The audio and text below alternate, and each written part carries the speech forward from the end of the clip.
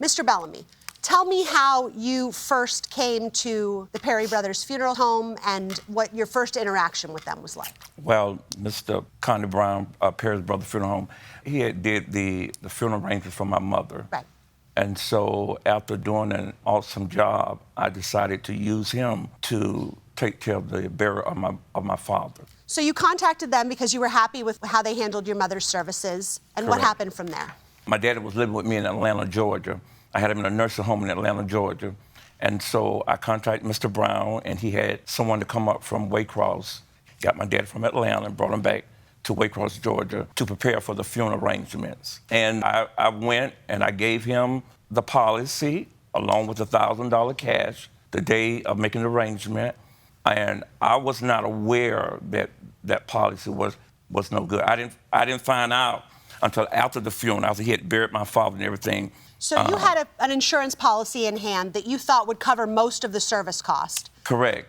And it turned out that your father's employer had sold the business to a third party who apparently was not going to honor Correct. life insurance. Correct.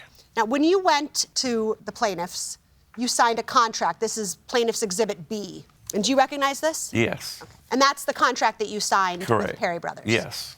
Now, let me ask you two, is it common that when folks come to you, they are counting on life insurance proceeds to pay a significant portion of your cost? When people come to us for our services, some have paid straight out cash, and most are through life insurance policies. That's part of the business, we understand that.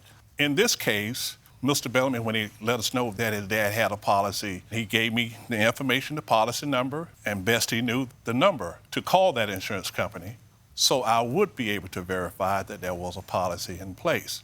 So you called them? Yes, I made that call, and some insurance companies are very open and will discuss in detail the information that we need as a funeral home. And some not? And some will not. In this case, this was one of those companies that held everything close to their breath. They said, unless you're one of the beneficiaries, we won't speak to you. And that's what it wound up, and I let Mr. Bellamy know that. All right, I want to take a look at the contract. Is it always the individual's responsibility ultimately to pay you if for some reason the insurance does not? Yes. Did you understand that, Mr. Bellamy? Yeah, that's why I signed a contract saying that I would be responsible for the balance if anything happened. So what happened next? What happened next is I contacted Tony. I called him and let him know what my findings were. And he said, well, don't worry. We just need to get additional information to them because they're going to have to go through and see just what is the determining factors. And I told him then, I said, Tony, I said, well, just let me know how things go. There was no pressure on him. I felt like he was doing his best.